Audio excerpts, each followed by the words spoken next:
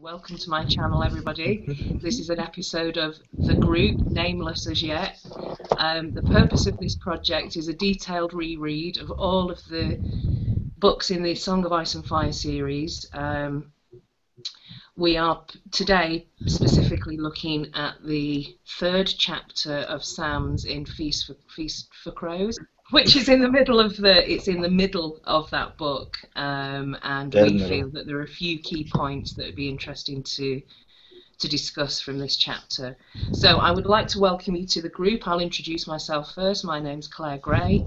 I chat a lot to the guys in this group. I'm DJ. I'm fairly new to the video community. I've been following a lot of these guys for a while. Even Claire and Sweet's comments, I always look for them when I watch other people's videos. Just started making my own, so I'm sure for future videos we'll leave links to our channels and all the descriptions. So.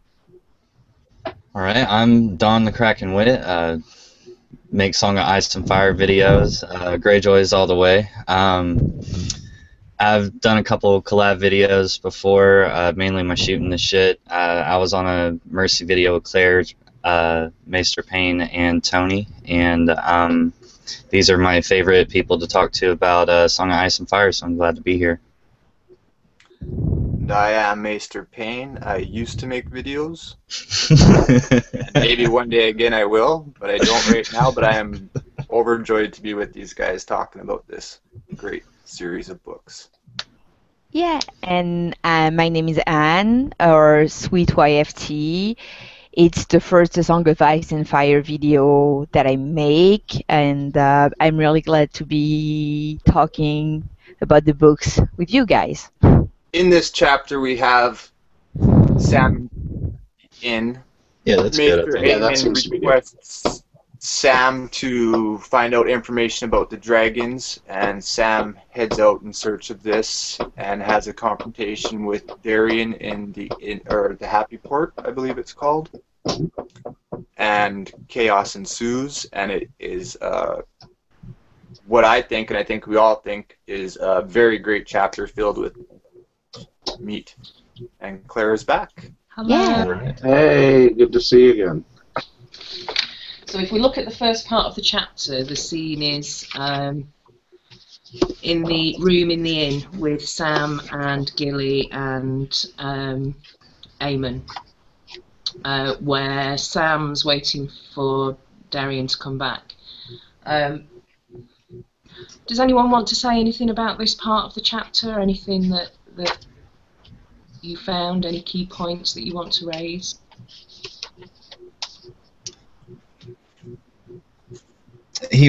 Sam referred to his company as the Weeping Woman, the Fat Craven, and the Sick Old Man.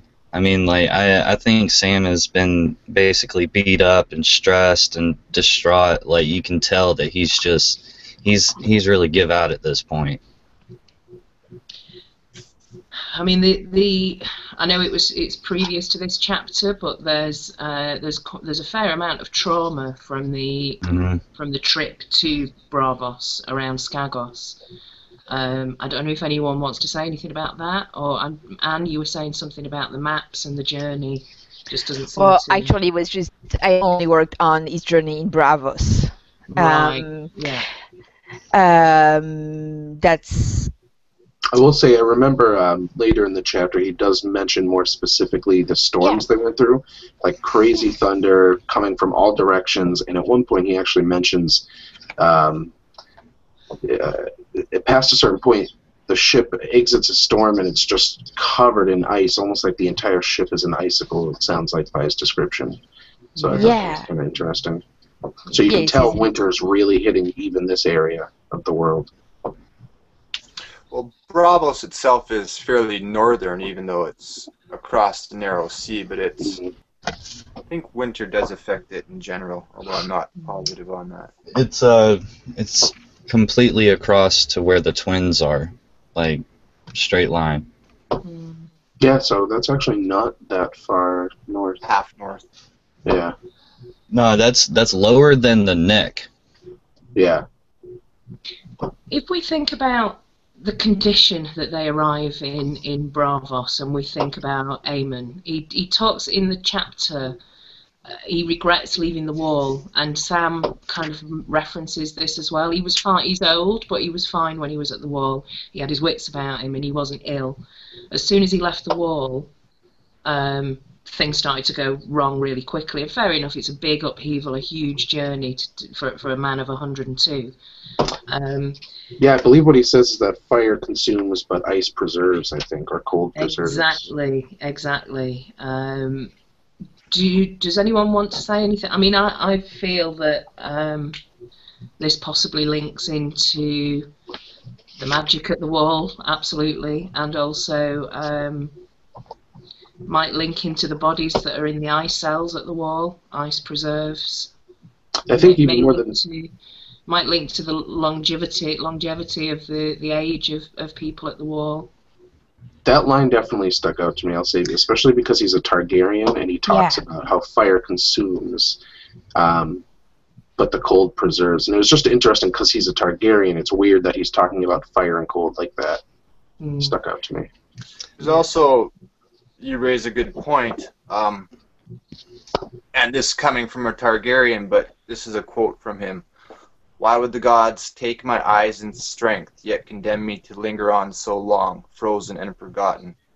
To me, that's sort of how we consider the others. They're frozen and forgotten. They've been forgotten forever. Now they're coming back. It's just a tie-in reference to there, and I don't know what it means, but it is curious that a Targaryen's at the wall, freezing to death. And then there's even a part, it says, a chill had gotten inside Maester Aemon during the voyage and settled in his chest. Now, I mean, I take that as a cold, you know, like I got real sick from being outside in the rain, but he straight up mentions again that ice, it said a chill had gotten inside of Maester Payne. Or, not Maester Payne, Maester Aemon. Sorry, I was looking at you, Payne, turn around. That's alright. I was looking at it as Aemon probably has some sort of pneumonia. And that said, and I'm just adding into this, I don't think it means anything or not, but it is interesting that pneumonia, generally your lungs fill up with fluid and you almost drown by that. And there's lots of references to drowning in this chapter too. Absolutely. Yeah. And I do agree with you, because when he got the healer from the House of the Red Hands, the healer, you know, gave him the dream line, and he said, "This is an old man, and death is in his lungs." So I thought that he was pointing towards pneumonia, but it was an interesting choice of phrasing. The healer as well. There's a weird reference now. I'm picking on this because of old James Landana vids about Roose Bolton and the leeches and stuff, but there's a quote by that healer that says, "No leech can make him young." Ah, yeah. Which is interesting. And okay, to go back just a little bit to the really interesting quote with ice preserves and fire consumes, all the signs that we get of Aemon's state starting to deteriorate and him losing his mind. Obviously, he's sick, probably from pneumonia, but he seems to be losing his mind. But the signs of him losing his mind is him seeming to have more and more dragon dreams. I absolutely don't remember if mentions of his dragon dreams have been mentioned previously when he was at the wall, but he seems to be lost somewhere in between his memories, but that could really be dragon dreams, and the actual present. So the fire that is consuming him is him sort of re-embracing his Targaryen heritage that he gave up, you know, for so long, first being a maester and then again going to the wall. And now in his final moments is also so he's being consumed also by his embracing his Targaryen heritage and this news and his new obsession with the dragon. That's It's a really good. short. yeah, really short chapter. We don't really know, but you know, it's the only thing he wants is to hear more about those dragons. He dreams of dragons, and when you say you're consumed by something, I'm not sure it's the same thing in English. I'm sorry, but it can also, I mean, in French, it's a reference to a really strong passion. When you're really passionate about something, yeah, it consumes you. You're consumed by your obsession, and now he's consumed by his obsession of dragon, and that could be accelerating his death somehow. That's a great metaphor. I love that. To go to the cold preserves, fire consumes aspect. Ages ago, I was talking to Claire, and there's a quote by Eamon himself about John. And the quote is something about the Lord Commander saw much promise in snow, as do I. And to me, I looked at that as a PWWP reference, rather than Claire, I think, looked at it as a Promise Me reference. But at the end of his life, it seems to me, Eamon is no longer very concerned about John. He says he shouldn't have left the wall, but he totally wants to get to see Danny. To me, there's a reason for that. Yeah. You know what I also find interesting is, you know, obviously we know his quote with John about love is the death of duty, and it's like as he gets further away from the wall, like Sweet said, he's becoming consumed by the Targaryens and the dragons again, and it's killing him. You know, I just look at that metaphor of love is the death of duty, and that's what's happening here. I can add to that too, DJ. Yeah. Sorry, Claire, what were you saying? I like that metaphor. Love is the death of duty, because that, based on what Anne was saying as well. I mean, he's not eating. He's not eating. They've got food for him when they arrived in Bravos. He's got absolutely no appetite whatsoever. Probably because he's consumed by a new obsession, and so, you know, not interested in food. Also, completely accepts quite lightly, I think, that he's never going to see Old Town again. He's a Meister. He's more interested in what's happening at the docks and with the ships and the gossip of what's happening with the dragons. He's kind of gone, no, I'm kind of over not ever seeing Old Town again, which to me feels as though he's just, you know, that's kind of, he's kind of dropped the shackles of being a Meister, and he's consumed by this new passion of wanting to find out what's happening with dragons and reconnecting with his Targaryen heritage. So that's brilliant. Well, he says, "I shall not see Old Town again. I know that now," and I think he realized that he was going to die, you know, or not even make it, you know. So yeah, he did focus on the docks, and I was like, well, why the docks, you know? But it's a major, you know, trading. These guys that come in, they've been all over the world, so they're gonna be, you know, they're gonna be like, yeah, I saw this, or that is happening over there, you know, across the way. We did see dragons, you know, or somebody, and everybody talks about either they've seen Dany or, you know, saw her dragons, so that it'd be a good way to verify. And to talk about his, like, being consumed by all this, his dreams that he had about the dragons and the Red Star was very vivid. He said, like, he could feel their smoking hot breath, you know, and then his brothers dreamed of dragons too, and the dreams killed them, every one. And he says that we tremble on the cusp of half-remembered prophecies of wonders and terrors that no man living could hope to comprehend. Or I'm just an old man and I'm just freaking losing it, and, you know, I have a fever. So take it as you want. You know, it's like he got real prophetic, you know, you're like totally into his, you know, conversation, and then he just brushes the whole thing off, and I may be completely wrong, you know, so I thought that was...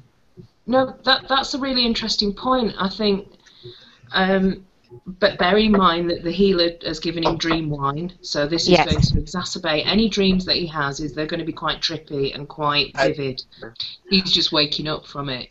So can I just make a small parenthesis? Yeah. It's it was just about the quote that is obviously a wonderful quote that you just quoted, Don. It's a really, really romanticized line, like really poetic and really beautiful. And it was just a nice little anecdote. To me, can also be read like a little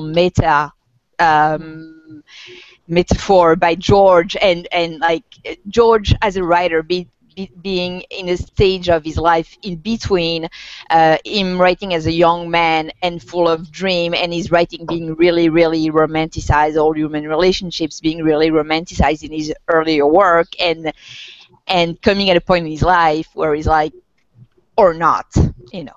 And that was just at the end of my little parenthesis. Wow, that was great. I like that, and I looked at it fairly similar, but I also looked at it as this little sort of wink by George, like it could be this or not, and then Eamon laughs. He chuckles. Yeah.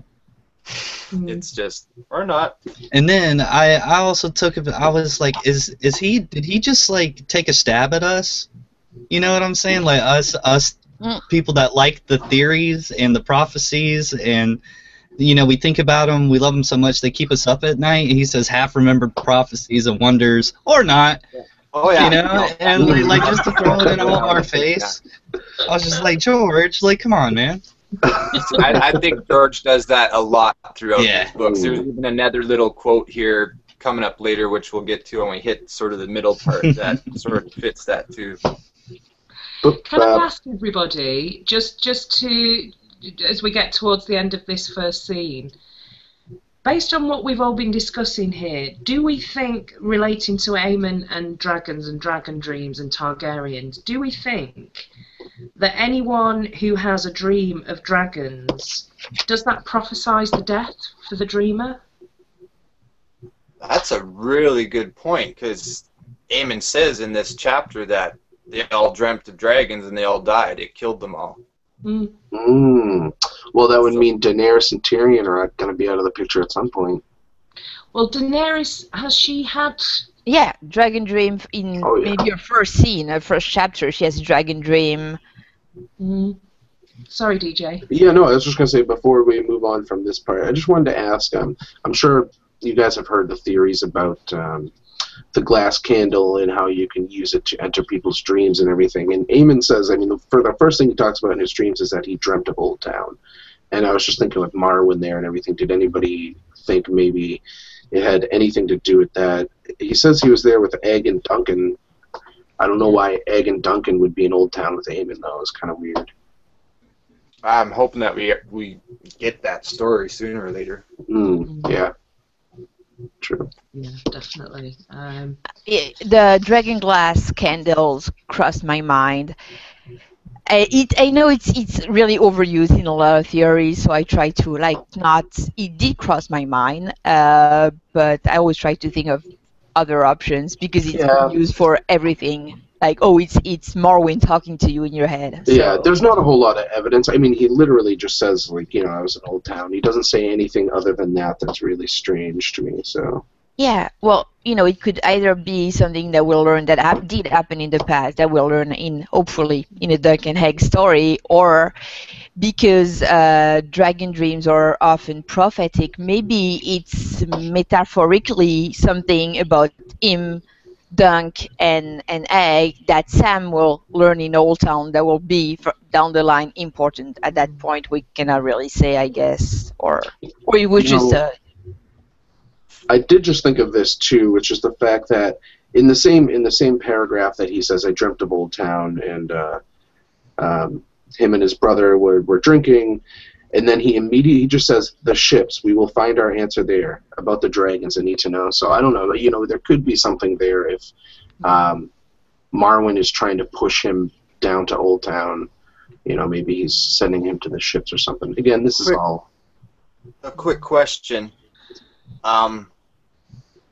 When Aemon's talking about drinking in Old Town, he says the inn with the strong cider. Do we know if that's the same inn as Pate's prologue? That's what I was thinking, but I didn't. Okay, so you know that? Oh, no, I don't. It's just that's exactly the same phrasing that is used. And fiercely strong cider, every time they mention, I think there's another part where they talk about that and they also use fiercely strong cider. So it's just, no, it could be a coincidence, but it's, Oh, no. There's no coincidences like that in these books. yeah. Yeah. It really seems to be, it's a very specific phrasing that is always repeated. Excellent. Thanks, Sweet. That's No perfect. problem. There's a couple of things that I just want to say before, which I should have said a bit earlier on. Actually, I'll get used to this a bit more with the notes and the flow and things. But just the reason why we're looking at this chapter, specifically why this was chosen for discussion. So, MP referenced this chapter as the gloaming chapter. I'm putting you on the spot here, MP, but do you want to just explain why we're looking at this chapter and why it's called the gloaming chapter?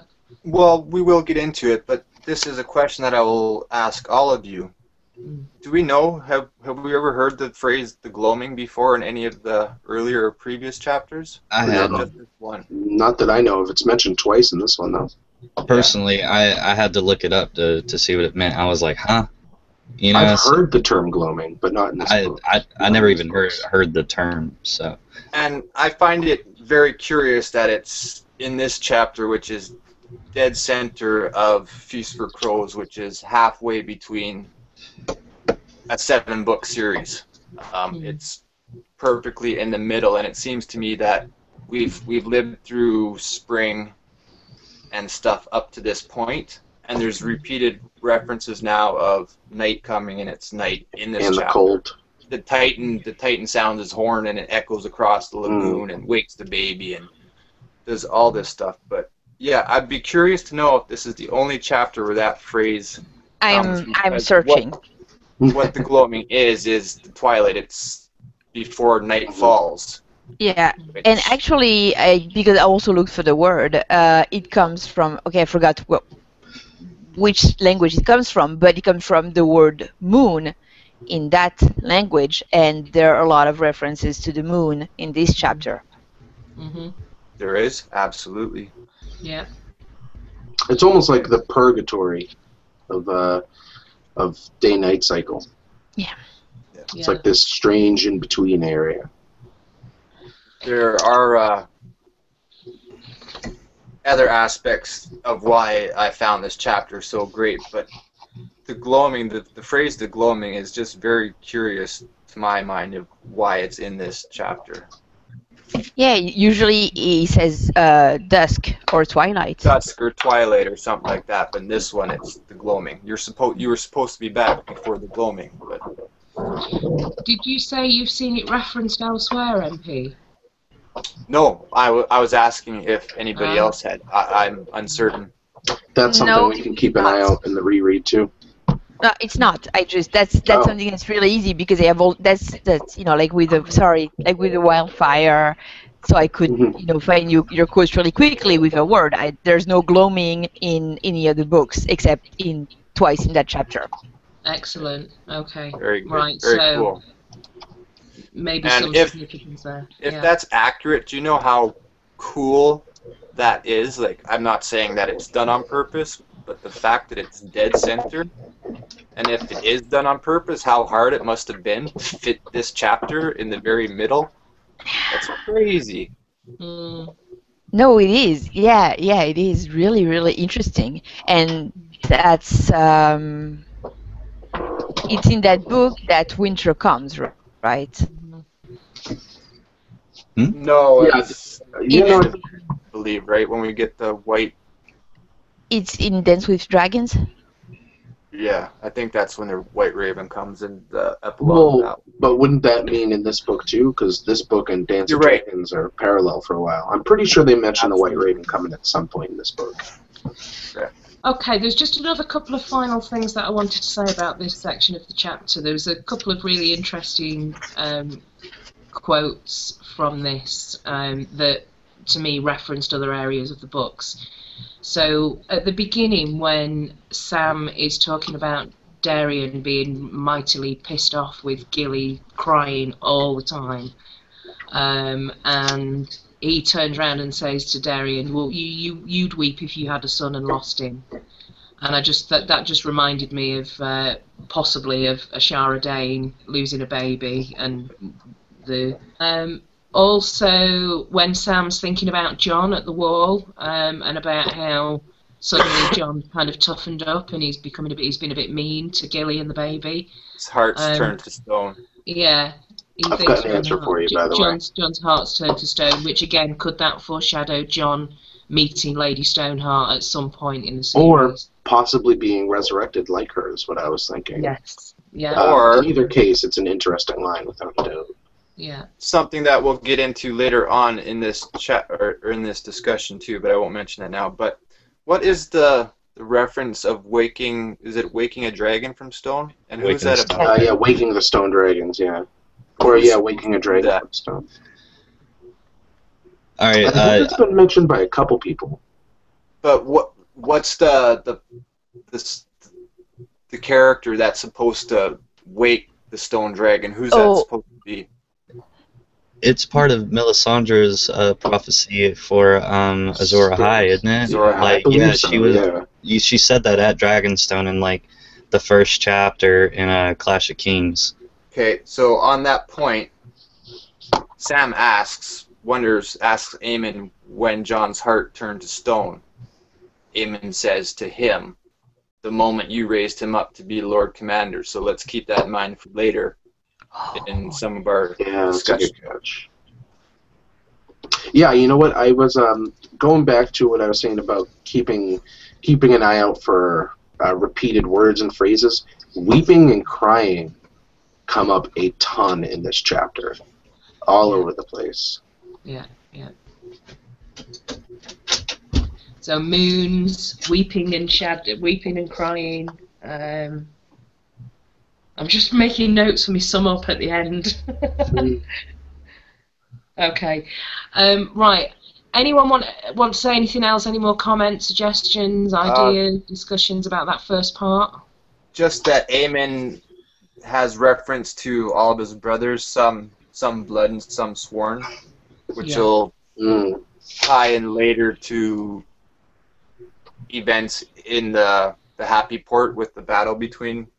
Oh, and Aemon says, makes a reference to his father. I was just about to bring that up. So it was awesome to get like a confirmation from the Duncan Eggtails that his father really did not kill his brother on purpose, that it really was something that almost tormented him for the rest of his life.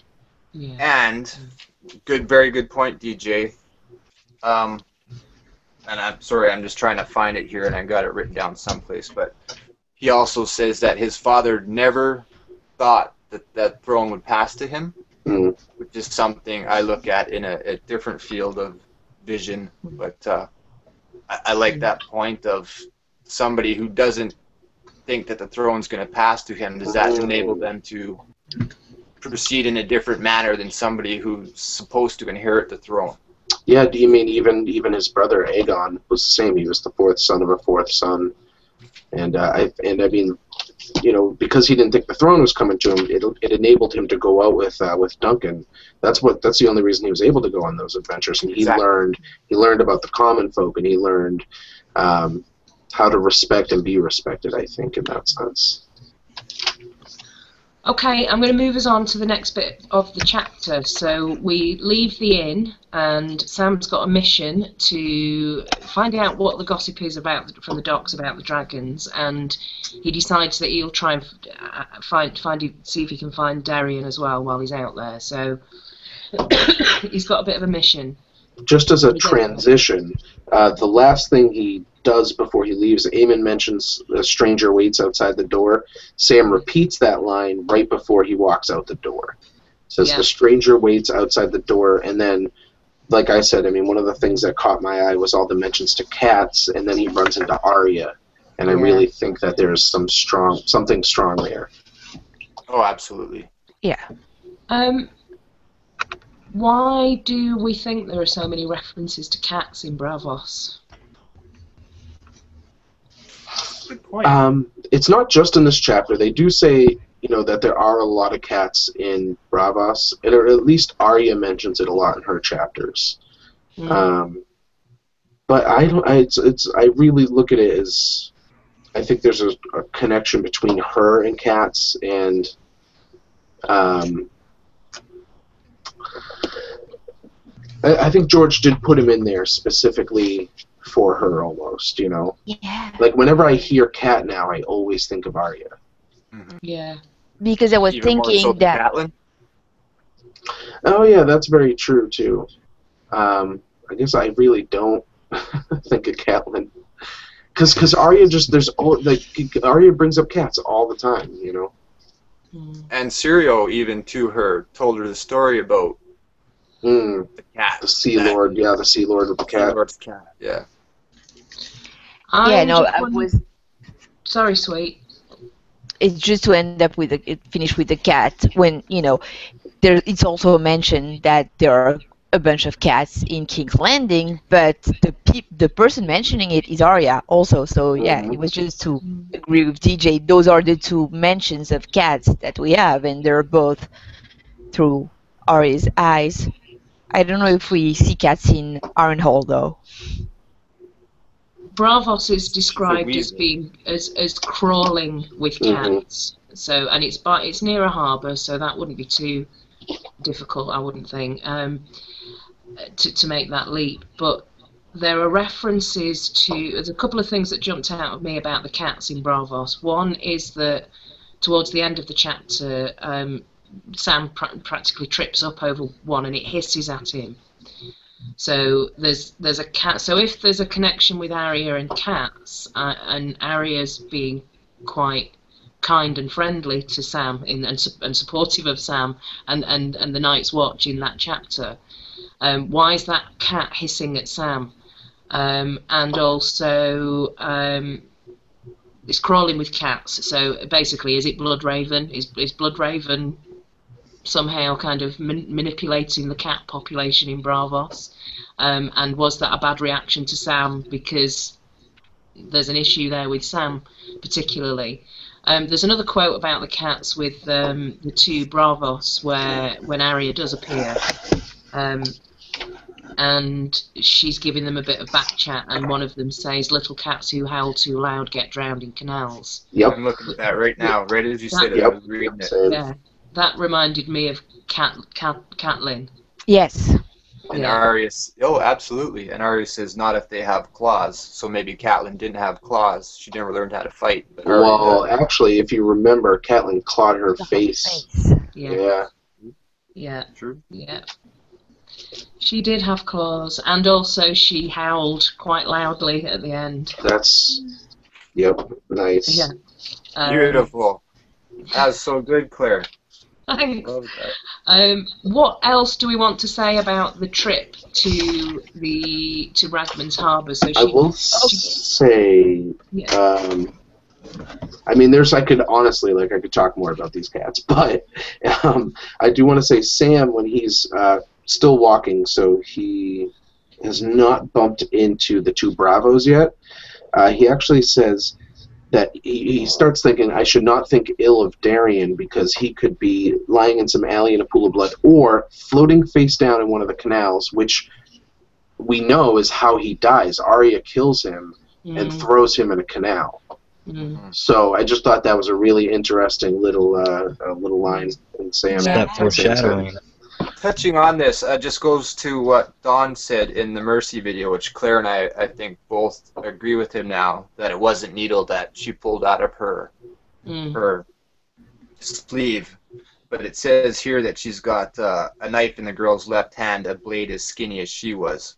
So it sounds like she also has another skinny knife as well, which is probably the one that she pulls out in Mercy. I picture like a stiletto. Yeah, you're absolutely. Or I think it's just, maybe a fruit knife or something. That seems to be something that people, usually in Westeros, there are a bunch of reference to people having fruit knives that are also used as weapon, and that's something that can be easily carried around. And okay, so most of my work was on that as I've told you on that Sam moving around, I've pretty much, because I have the map, and that's probably gonna end up showing terribly on screen. And I was thinking that, so here's the map of Bravos, Yeah. and okay, I'm gonna try to, so here's, God, it's really way too big. So yeah, here's Ragman's Arbor. So all our scene, I don't really know. Do you see the map? Because I cannot see my screen. Yeah. We got a good view. Yeah. So all our scene is taking place like around here. Okay. Okay. Cool. Okay, so I'm yep, and okay, so like I said, I spent a lot of time figuring out what Sam was doing, and I can tell you that I was pretty sad with my finding because either the map is totally wrong or what Sam is doing does not make any sense. So I'm going to try to zoom as much as possible for it to make a little bit of sense for you. As you can see, so the blue are the canals, and you can see the little bridge where you can cross, like there's one here. And so to anyone having ever been to Venice, you know that you don't miss a bridge, you know, because then maybe if you need to turn left and you miss your bridge, you need to walk an extra mile to get the next bridge to be able to cross to the left. So you don't really wander in that kind of cities. You'd better really know where you're going. And so, okay, I'm going to try to take you through what Sam's trip was, and it really was not that easy. So I assume that his inn must be, you know, it's either one of these. Oh, I'm sorry. Either one of these. So it's an inn. So to locate it, I went with the description that it has one door facing the canal and one door facing a street. Mm. So that's why, yeah, I assume that it was probably one of, oh, sorry, I need to keep on talking, probably one of those bridges, one of those inns. It's not precise. First, he ends up on the canal because that's the door he chooses, and he's walking towards Ragman Arbor. So he pretty much just wants to go, you know, there. Okay, so first he goes to, and you're gonna see it's a little crazy. Okay, first he goes there to the inn of the Green Hill. Mm-hmm. I'm sorry, because when you say then then you don't see my, yeah, sorry. Okay, first he goes there, then he goes here. Then he goes Jeez. there. Okay, I talk again. Okay, there. Then he goes there. Then Then he mentions the fog house that is here, where they are at the not pleasure barge, but where they are the serpent boats that are anchored. Then he crosses Nabo's bridge, which is here. He crosses Nabo's bridge, and then he goes to the Outcast Inn. Where's that Outcast Inn? Sorry. Yeah. So he crosses that bridge, and then he goes to that inn that is on the harbor. Then he goes to the House of the Seven Lamps, which is on the other side of the little canal. Can you see? Does that even make sense for you guys? Yeah. I Yeah. can see it. And then he goes to the cattery that you mentioned, and the cattery, according to the map, is there. Which is also where he runs into the Bravos and Arya. Exactly. That's where he wrote. Yeah. So, and then she tells him, oh, he's in the Happy Port, and so then he runs fairly straight to the Murmur ships and the Happy Port.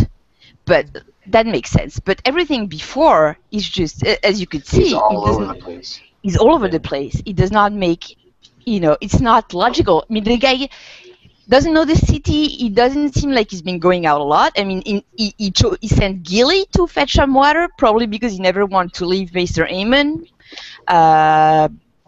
So he probably really has not been. Damon knows the city. He's been walking around. Sam does not.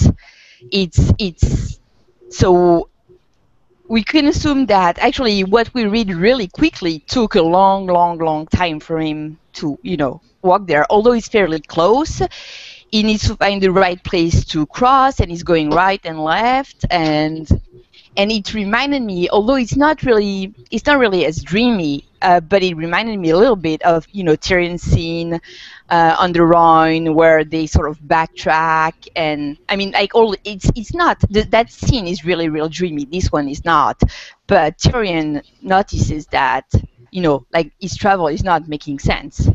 There, it's you don't really think of it if you don't look at the map, but his travel is not making sense. Like, it's not a logical search. Instead of looking into the inns that are right next to one another, he just, okay. I don't have any conclusion. That was just my, Well, I have a couple things to bring up from that. There's, like, towards the beginning of the chapter, I mean, throughout this chapter, there's a lot of mentions. There's two things that stuck out to me, which is he mentions a lot getting lost and not understanding anyone. Like, people are just speaking at him, and he can't communicate with anybody. And there was this sense of, like, he's just wandering, like he has no idea. And he mentions it even when he sends Gilly out for the water. She freaks out because she can't talk to anybody, and she ends up, just kind of curling up and kind of freaking out there.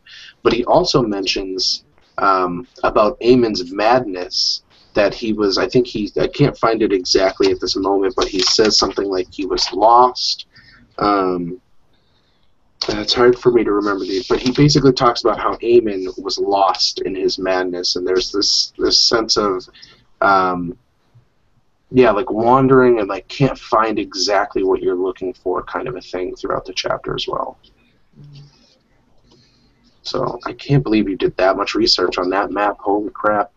Yeah, good job, Sweet. Yeah, that was awesome. Mine out while we're done here and go through it all again afterwards. Thanks, Anne.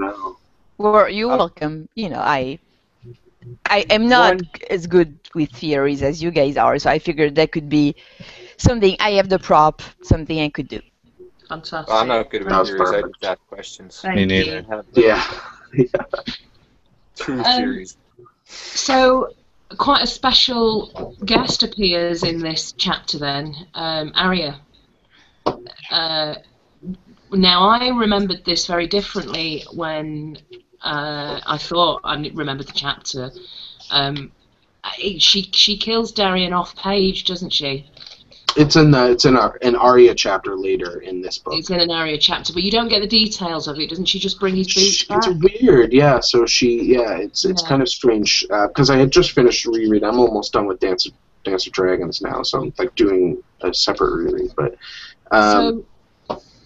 you're right. It was interesting because she basically says like, oh, then me and Darian turned into the alley, and then the next thing you know, she's turning up at the House of Black and White with his boots, and then she tells the kindly old man, a singer died and somebody stabbed him and he was thrown in the canals, and all that's left of him is his boots, and she has the boots with her. So it's really weird. There's some strange things going on in this chapter. There are possibly some really significant things. I just wanted to ask everybody, because again I can't quite remember, is this the first time that Arya kills somebody to mete out justice rather than for it to be related to her own safety? Oh, well, we could argue that... Sorry, go ahead. Well, she kills to mete out justice rather than her own safety. Sorry, Claire, I misunderstood your comment. No, I think no, but it's not. She kills. Is it Raph? She kills Raph in the Mercy chapter. Who is the person she kills at the end with the Hound? The Tickler.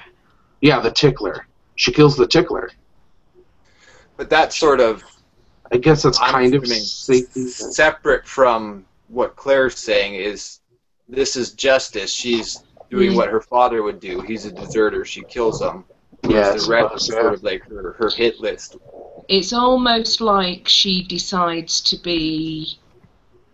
She's taking on the role of the faceless men, but again, it's her own decision to do that. You know, Well, she hasn't been given an assignment to take him out. that kind of goes to me, like, I really associate Arya with the stranger, and that's why it stuck out to me when he said the stranger waits outside the door, right?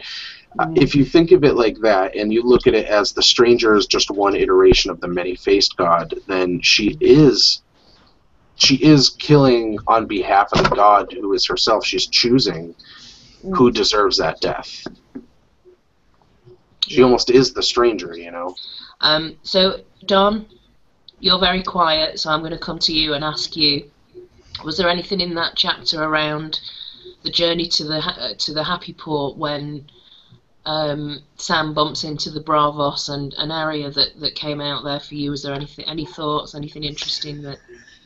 It bothered me how far she's let herself go, and I mean, straight up, she is completely and utterly in the mindset of no one at this point. Like, and it's just, you know, I do like the Greyjoys and everything, but I love the Starks. Like, I have more like actual emotion for like those characters and stuff like that. So it's kind of like remember in the show when Bran somehow north of the wall saw Jon and he made the decision not to say anything, and it like broke your heart to like not see Bran say something to Jon, you know, like. So why she's let herself go so much and so far that she was sitting with like Jon's best friend, and she was just like, oh, you know, like, I know you're with the Night's Watch, but I'm just not gonna say anything. Screw it, you know. Like, she really did. She felt no emotion to even, like, Jon didn't even cross her mind. I mean, like, it wasn't her, you know, chapter, so we don't know what really was going on in her head. But, you know, I wish that she would have said something to him, like, do you know Jon, you know, or something like that. Like, it bothered me that she didn't bring him up.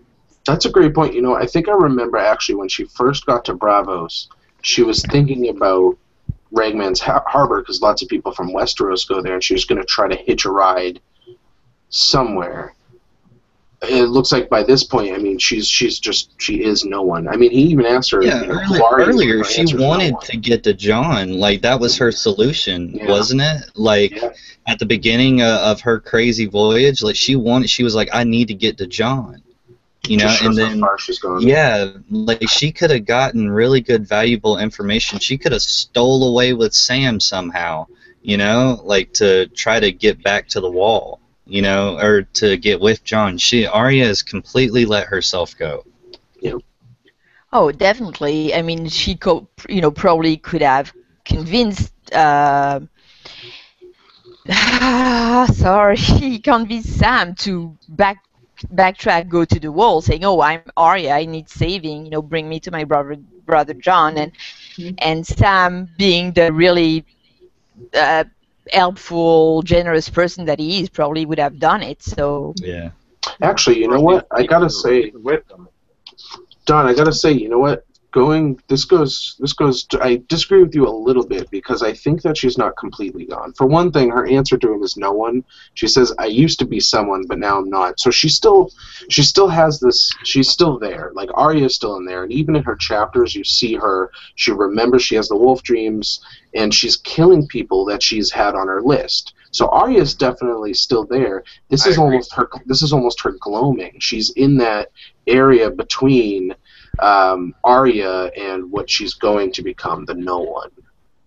Very strong. I love that. Oh, so, yeah. That's good. But we can say that it's like, why didn't you say that was something? awesome, DJ. The gloaming. The gloaming. Shit, I had Sorry, something Doug, go right there. You just knocked it right out of my head. Oh, sorry. Yeah. So just a small little historical tidbit: the Bravos. So I researched that on the on the wiki, Westeros wiki. They seem to be all over the free cities. Their role is not obvious to me. They're not, edge knights. They're not sellswords. They just seem to be some kind of small time. I don't even know the word in English. I'm really sorry. Just like young people hanging in the streets to cause trouble. So something, Gangs. Trolls. yeah. It's like West Side Story. Yeah, but you know, they seem to be like part of the culture of the free cities, and doesn't seem to be bothering anyone. Sorry. No problem. So, and interesting. That's because of my cat. My cat killed my lamp. I'm sorry. The strangers knocking over your lamps. Oh yeah. Freaking cat. And also we learned that I learned this way that Illyrio, because I had totally forgotten, he was a Bravos when he was young. Yeah, that's very true. That's something I forget all the time, very easily. But he has the statue in front of his manse of him as a Bravo. But does anyone have any idea what their role in the Free City Society might be? I think they're sort of exactly that. They're kind of like, pardon the pun, but internet trolls. They just wander around. It's even said, Arya tells them, if you don't wear your sword, they're going to leave you alone.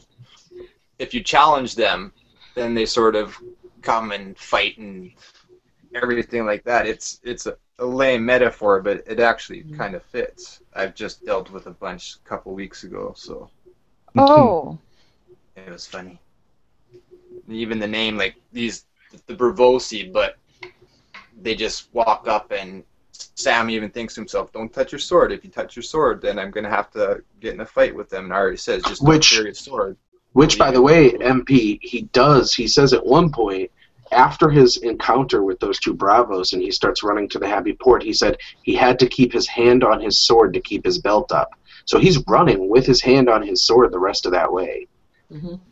Yeah, and there's three references to him having that belt slip down, and then finally I think it does when he's in the water, but that's different. Do you have any thoughts on that? We'll get to that at the end. To me, Okay. Sam's in the midst of transformation, and it actually carries on into the chapter the next chapter, which Sweet has great points on. But I don't know if we with want that to in mind, we've been talking for an hour, and we're not even at the end of we're coming towards the end of the chapter. But I just want to ask: has anybody got anything else that they want to add to this part of the Sam bumping into the Bravos and Arya? just about. I don't even have any. The story that Arya tells about where she comes from, which is, sort of a. There are, bits of her own story in it. Obviously, because I was playing with my lamp, I did not open it at the right moment. Yeah, she says her father was an War Master on Nymeria. Yeah, and he got killed by unfairly, for no reason at all, pretty much. He got killed unfairly, and since then she's gonna seek revenge. Yeah, that was the point that DJ knocked out of my head. I was going to add that in there. She still has that vengeance and wants to kill Ilan Payne for killing her father. So even though she's made up this lie, she still knows that she's going to kill her father's Yep. She still should have said something to Sam about I know. John. Don's really hung up on that. Yeah. No, it's just like being punched in the stomach to me. Yeah. And I know that's part of, what's really good about this story and everything, but it pisses what I wanted to happen, didn't happen, and I had faith that, originally that she would say something, and yeah, you're right, it does bother me that she didn't. Why? It was a perfect opportunity. That was the one person that could, really She doesn't help know her. that. She doesn't. I know, but still, even being part of the Night's Watch, I would have just been like, I think part of her journey is Jon Snow, part of her journey has been realizing that she can't trust anybody. there are some sick and I mean, there are just some horrible people out there, as she's experienced firsthand. And so I just think, why would she take that chance when she knows she is... I think she could have. Well, she could have even quizzed him, and like not necessarily about the Night's Watch or anything, but just in general. Try to get info from him. Yeah, like she could have gotten information from him, and then she could have even tried to, if she would have felt comfortable, to hitch a ride with him to get back where she kind of should be and needs to be. But without even telling Sam who she is. But maybe at this point in time, she's decided that she's better off learning how to take care of herself and how to kill people rather than heading to a world that every time she tried to get there, it was taken away from her. So maybe she's just like, fuck that, I need to learn how to take care of myself rather than wanting to get back to my family. Yeah. She doesn't trust anybody. She doesn't trust anybody. Everybody's a camel cunt at the moment. So, just one thing that I want to add before we move on to the last bit, which I have one thing too. Okay, me first. It's never ending. I wondered if anybody thought there was any significance, any relevance to the fact that twice we had a reference to the most beautiful woman in the world.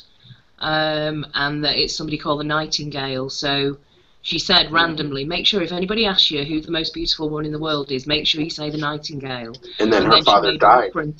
So does anybody think that is significant? I thought it stuck out to me only because before this point I've never heard of the Nightingale.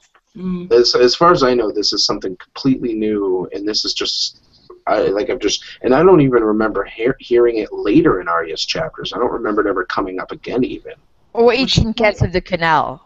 She says that this is the reason why her imaginary father in the story about where she comes from, this is why he died, because he argued that the Nightingale wasn't the most beautiful. So what is this about? Does this mean something, do we think?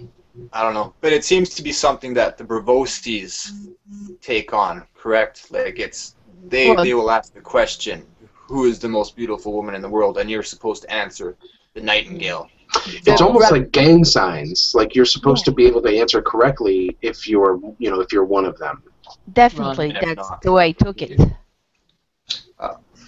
That's a good observation. I did notice it too, and I was actually going to look up. I know it's a bird, right? But I was going to see what I could find out looking it up. But is that Nightingale the same woman as the Moon Shadow?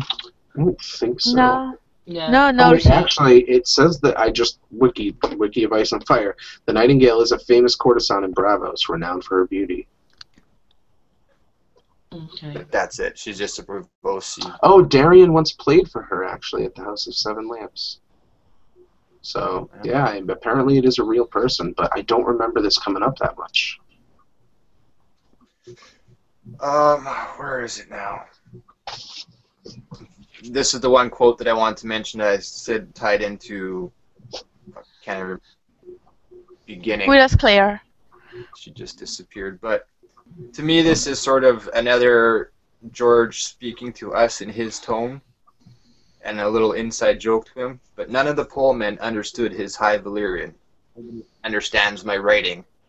Either that or they do not choose to understand it.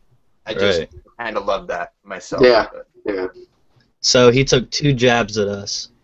Oh, I think so. Probably. He does it repeatedly throughout these books. He just slaps you across the face. Oh yeah, living in the eye of a blue-eyed giant. Yeah. Okay, so Sam finds the Happy Port.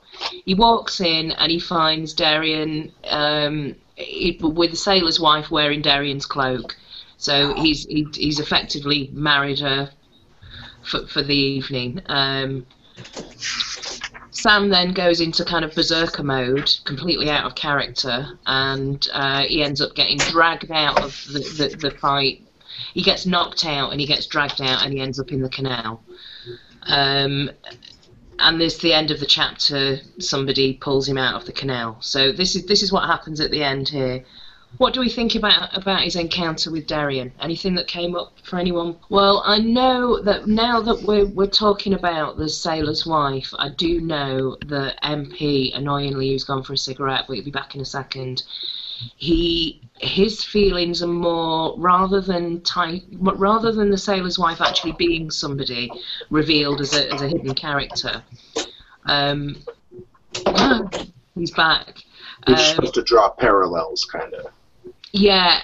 If you're there, MP, are you there? I was just speaking on your behalf, but I was saying that more than it being a particular, somebody else, it's more of a kind of symbolic. She's a symbolic character, and I do know that MP has some thoughts on that. So I'm going to pass over to you now that you're back.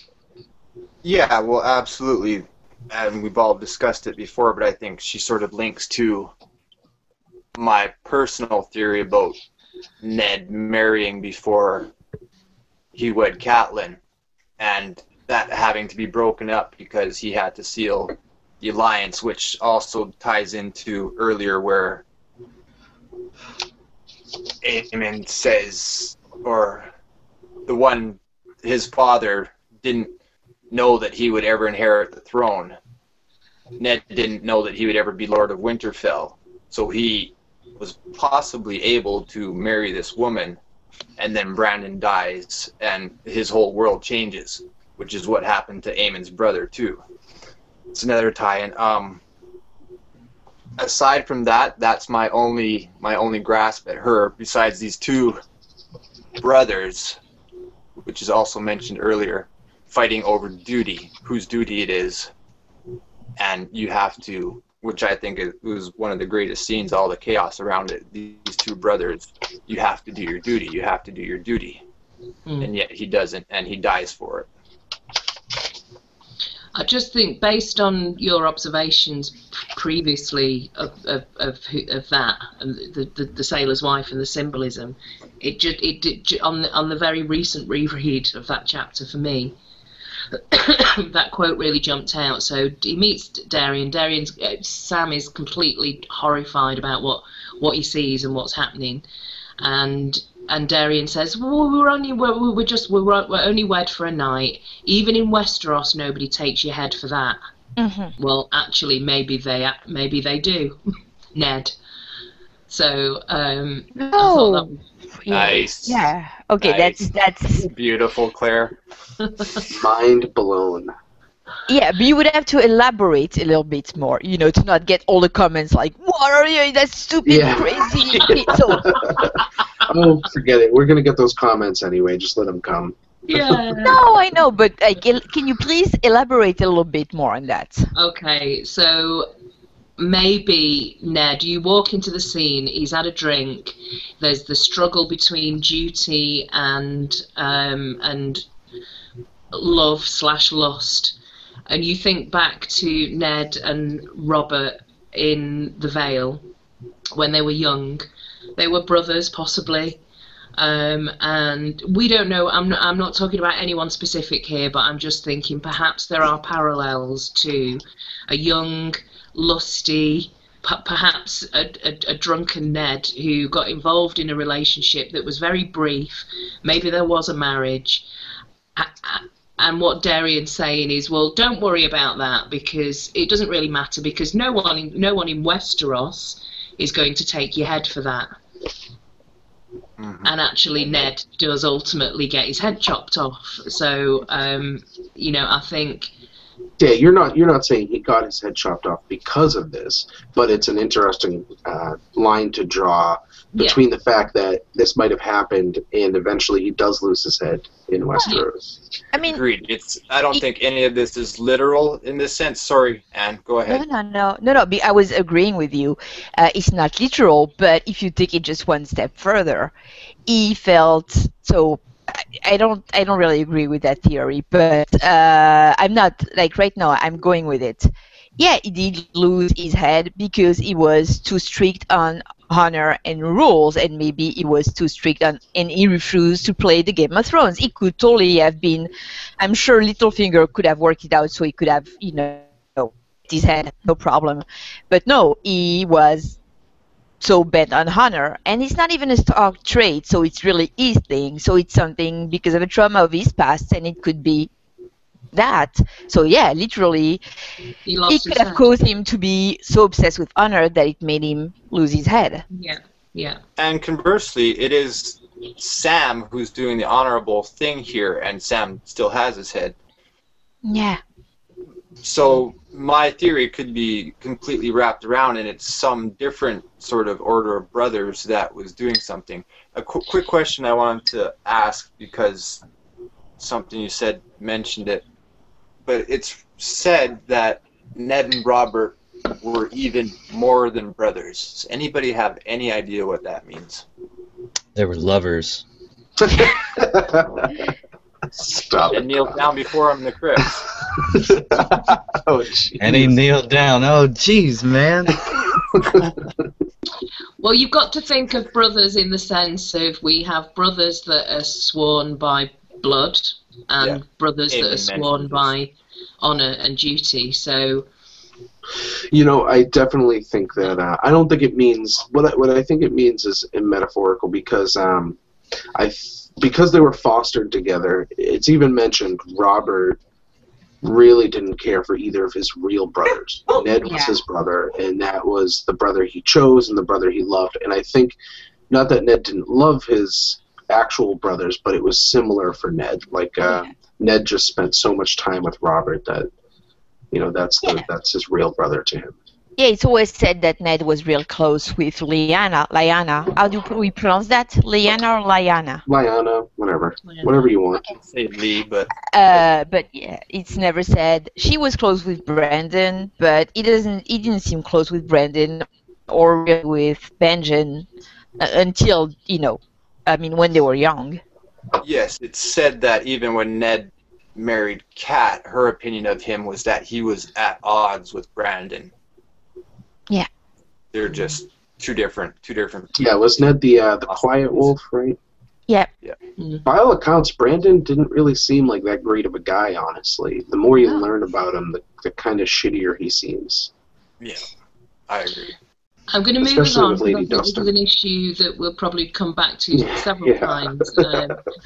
I want to ask the group what you feel about Sam's sudden change of behaviour, considering right up to this point he's been quite a famous craven, and his issue about bravery. Anne? Okay. I have not worked that, so I'm totally like throwing things. It's what you said, Claire, that made me think of that. I pretty much, when I watched the scene, I pretty much agree with Darren. Like dude, that's just a play, and I think there's a big thing. Like I think there's something with Bravos in theater, definitely, and thematically in a bunch of chapters. We should concentrate on that later. So yeah, basically, Sam is watching a play because that's and all the actors know they're actors, but Sam really believes in that, and I think I'm sorry, because I did not really prepare things in my head. I'm going all over the place.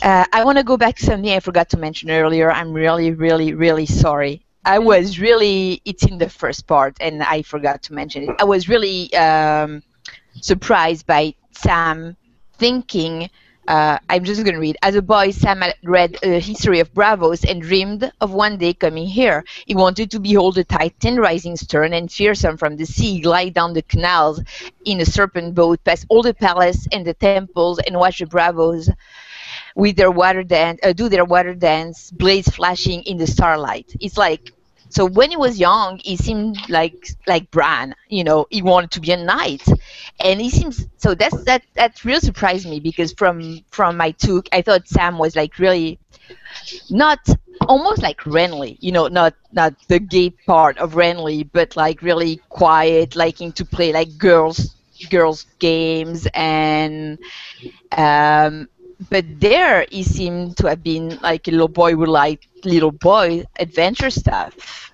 So I'm thinking brain change because of the trauma we've all we've all witnessed it. He was thrown down the tower, lost his head, had to give up his dreams. And so that made me wonder, like, did something happen to Sam that actually, like he was also dreaming of being a knight, and something happened that traumatized him that we have not heard about, that made him being, a lot more quiet, and so that ties into that whole I'm a coward, I'm a coward, I'm a coward. Did that become his new persona? Did he start playing the role of the coward at some point, because that's, like he was so traumatized by something that became his new persona? I'm sorry, I should have. I've written notes before. Otherwise, in English, it's too tough for me to make sense. But so all that time, he's been playing that part in the play, and so it's something about play, people playing plays, and him playing his own play, and things not, Okay, like please. No, that's fine. Extrapolate. I love that. Yeah, that's great. Can I jump in quickly? Yes. I had sort of the same sort of concept. Is I was wondering if Sam is just sort of willing himself to be this craven, and realistically, he's not. He's Sam the Slayer, and that's sort of the role that he's been carrying out his whole life. But when push comes to shove, Sam's the guy that gets shit done. Always. Yeah, definitely. And you have this here, and he's totally out of character, but he gets into this massive scrap and just cleans fucking house until he gets bashed over the head from behind. And and look at him, taking care of a woman and child and an old man. It's on a journey to places he's never been. I mean, he's clearly not a craven. It's like, who's done more than Sam at this point? Like the different feats and accomplishments that he's done. He's been beyond the wall. He's fought the others, killed one.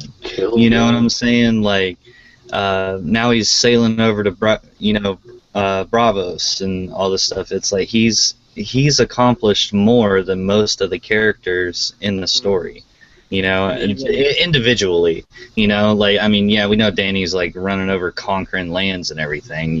But individually, he's done more than a lot of characters. Yeah, even Tyrion, who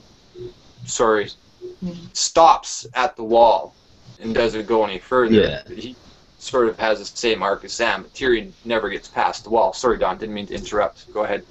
And it was like you and I talked the other night. It's like every time Sam has been backed into a corner, he literally comes out swinging those, big hams of his, and like you said, get shit done. And then you didn't say it, so I'll say it for you. You reminded me, and I was like, dude, he was mopping the floor with Darian, and then somebody like grabbed him over the shoulder, and Sam was like, fuck you too, and hit him as well. It took a bunch of people to stop Sam, and drag him out and throw him in the canal. So I basically, at this point, it's like Sam, and like DJ said, Sam is Sam the Slayer. For me, I think he's in the midst of a transformation. I think there possibly is a transformation, and particularly with this being the gloaming chapter, it's quite interesting. But I think for me, I've lost my train of thought now, just thinking about 2 million things at once. Oh yes, I remember.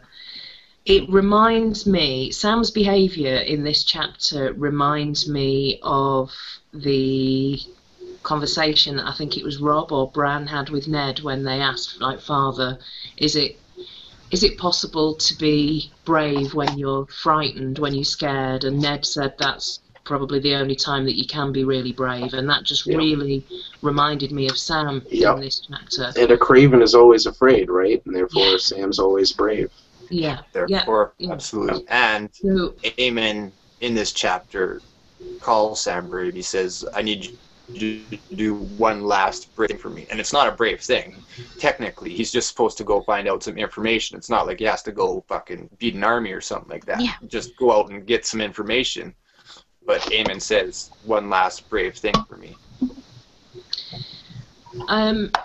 I mean, we've had discussions about this before, and I know certainly I've spoken to, me and MP have spoken about this, about Sam and transformation and this particular chapter and certain symbolic things that happen to Sam in this chapter. Do you want to elaborate on that, MP?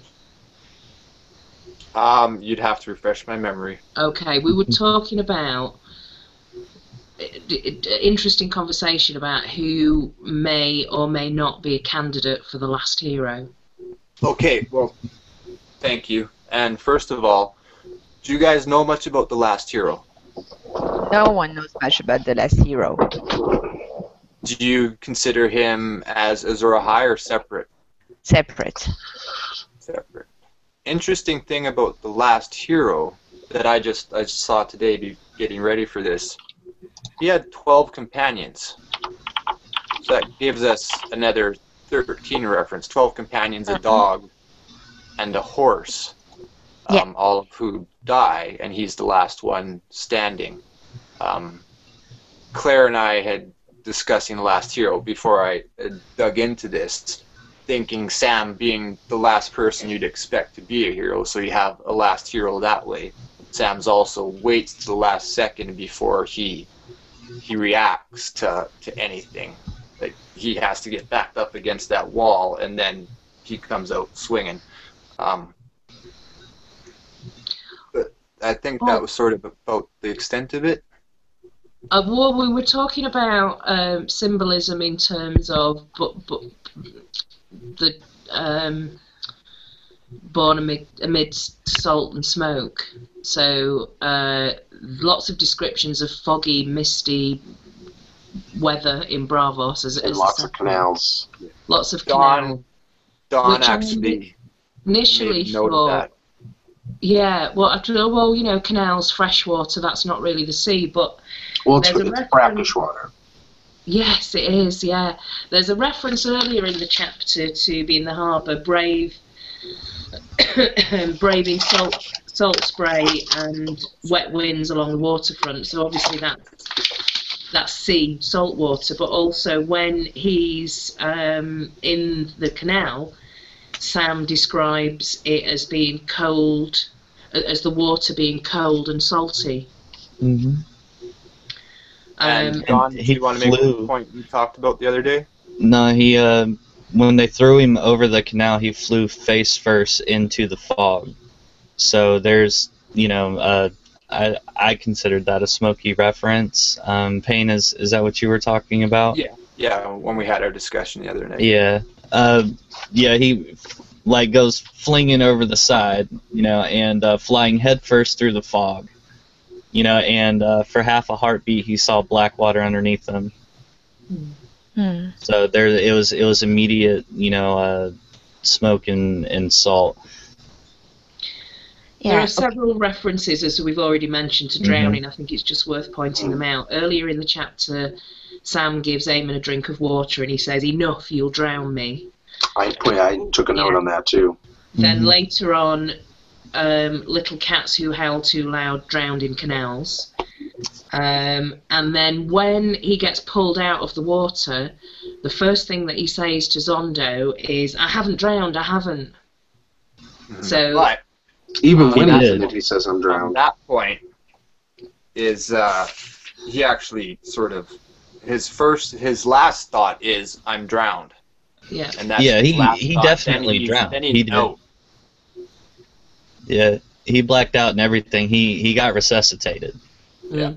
He just basically means I didn't die, you know. Yeah. Well, as Don can tell you, because what is dead may never die. We both went for it. No, I mean he drowned just as much as you know, the drowned god acolytes drown, you know, and then come back. So I mean he had CPR performed on him and, you know, came back just like any other drowned god acolyte. Yeah. So is this well, all right, now we'll go over Zondo here after the drowning. Carry on, Claire. I'm just wondering, has anyone got anything else they want to say about that experience with Sam? We talked about his fighting. So at this point, he gets, I think, knocked out by somebody, and he's unconscious. He lost his sword. Payne. I was actually going to ask that. Yeah, Payne, you said you have some thoughts on the sword belt thing. Well, sword belt. See, now I could be wrong, does he indeed lose his sword? Is that in the... Well, his It sword says got that it slipped down his fell legs around and his tangled ankles. around his ankles, yeah. Yeah. I think perhaps in the next chapter we discover that he's lost it. I could be wrong. I could have made that completely up on my own, but I think he's lost it. I One don't thing I think will it's say mentioned. is It does when sound he's in the kinda water, familiar. he's upside down, which sort of gives reference to patch face Patch quotes, face. things upside down opposite. And when he's drowning, he's not really worried about himself. His thoughts are, I can't drown. Maester Aemon will die without me, and Gilly will have no one. I have to swim. I have to. He's not even Ow. thinking about himself. I He's thinking about underlined I have to about swim, I himself. have to. Because I think it showed like really another moment where he was like, nope, I can't succumb to the cowardice. Like I have to get up there. You know? Yeah. Absolutely. Yeah. Okay, in closing this discussion, which has been, I think, if anyone knows, we'll figure out how long it's been when we see the recording, but I think it's been about an hour and a half now. Does anyone want to say anything that we've missed, or? Well, we still got Zondo, but Zondo, yeah. Okay, yeah. Alright, so we might need to really search into how you would officially pronounce this name, because if it's pronounced John Doe, like that will be the third time in this chapter alone that he took a stab at us to be like, look, I got so many characters, it don't even matter no more. This dude's name is John Doe. You know, like, it's just a blank character, you know? Now, Anne and, might not like, recognize, but John Doe is kind of a term you would apply, like, for nobody, like an anonymous person, you'd just call John Doe. Like, if a dead body showed up at the police and they were unable to identify them, they would tag them with John Doe. It's just a generic name for no one. And a woman's Jane Doe. yeah, and then she's no one, No, Arya's for no no one. one, you have Yeah. John Doe. Mhm. Yeah. So I'm like, what's going on here? Yeah. You know, so that's what I got for Zondo, or whatever you want to call him. That's so good. I have the reference to Sirio's lesson to Arya of feel with your hands, look with your eyes, see, and after that comes the knowing, which is essentially what Zondo or John Doe says to Sam. Zondo saw too much splashing. Fat men should float. He grabbed Sam's doublet with a huge black fist and hauled him to his feet. Zondo mates on cinnamon. When Zondo laughs to see, you punch the singer, and Zondo hears, so he sees, he hears. And then at the last bit, a broad white smile spread across his face. Zondo knows these dragons. Nice So it is catch. I sort of a never realized. throwback to the seeing, hearing, knowing. And then I was That's gonna awesome. say, when Sam is in the canal, literally he is deaf, dumb, and blind. You know, like, he can't hear. He's upside down. He doesn't. He's doesn't even know he's upside down. You know. So, and then all of a sudden you got Zondo comes back that basically says, "I am not deaf, dumb, and blind." Mm.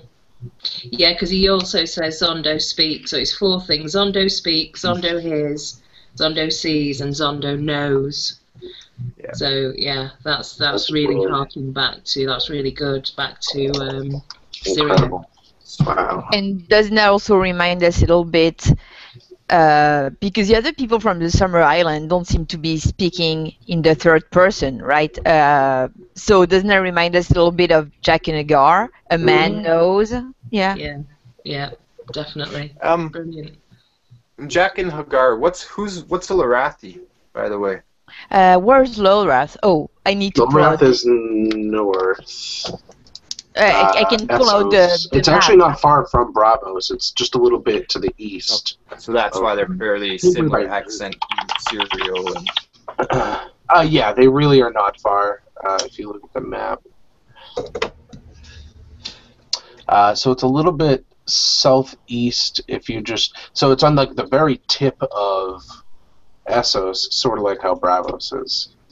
okay. I can't read a map, by the way. seconds to map So us. I'm that guy. That was a joke. Yeah, Okay. that's a joke for women cannot read maps. So yeah, it's No. I wouldn't say that. you know, He'd just think it. yep. So here we have bravos. Yeah. Okay. Those are the fingers. Okay, those are no, that's not on camera. Those maps are way too big. I'm just gonna. So all that are the free seas. That's a really close-up map. Can you fold? So Bravos There you go. and Laura. There you go. Yeah. Oh. So they're not far at all. They actually look No. like they might be similarly built. But I think, was it Lorath? That's the maze. No. Weren't they famous for making the mazes or something? Is that Oh, I Lorath? thought that was Kohor. No, wasn't it Kohor? There's a maze in Bravos too, right? Where you're supposed to get trapped in it, and when you come out, you're enlightened or something like that, which is another book throwback. Get trapped in the book.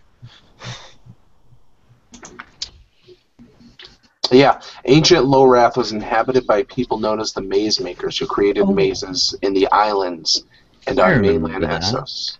Yeah. I think the remember one in that. Bravos is called the Pattern Makers Maze, or Yeah. I do remember there being a maze in Bravos as well. Arya describes it at one point, and then Right, okay, listen, folks, we're going off track a bit here. I just want to pull us back in again to conclude this.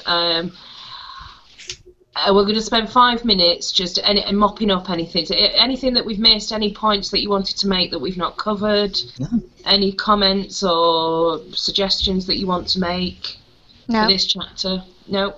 That's a very meta chapter. Very. absolutely. I've made some points on some of the interesting sort of notes that have come up from here. So the relationship, it's interesting that it's the gloaming chapter and possibly it is in the middle of the series, so there could be some real significance there. Lots to delve in there around Aemon and dragons, the Targaryen link, and ice and fire. Fire consumes, ice preserves. Whether or not we think we need to make sure that we try to pick up on whether or not anybody else or anyone in the comments, if you have any ideas about people who have dragon dreams. Is this prophetic for that dreamer's death? Which inn in Old Town had the strong ciders? Is that referenced later on? Are there messages being relayed through the candles in terms of dreams, mind control, mind power? There are lots of moon and weeping references in this chapter. There's the link between the stranger, the cats, and Arya. Very atmospheric chapter around being lost and not understanding and being at the twilight. Arya's gloaming in terms of her character development from TJ. That was epic. Mm-hmm. And Sam's a really as well, and great perhaps even Aemon's. observation from Ren about Bravos in general being quite a theatrical setting within the books, which I think is fabulous. That's my summing up of this chapter. It's been a really wonderful discussion. Thanks to everybody. Love being the death of duty, and there is a reference from Sam about that. No one ever took the black for red lips. Yeah. So that's also an appeal to the battle between the brothers earlier or later at the end of the chapter as well. Love being the death of duty happens again there. So that's another recurring theme throughout this chapter as well. Well, there's lots of themes around the colours and numbers, and I think you could take from that black equals duty, red equals love. Symbolically, red should be love, yeah. Symbolically, and also the blood ties as well, blood ties. So with red, so that's something I'm sure will crop up again in future discussions. But that's it for this week, folks. So thank you very much for taking part. Leave your comments, and we will be back next week. Thanks very much. Okay, thank you. Bye. Bye. Bye, you guys.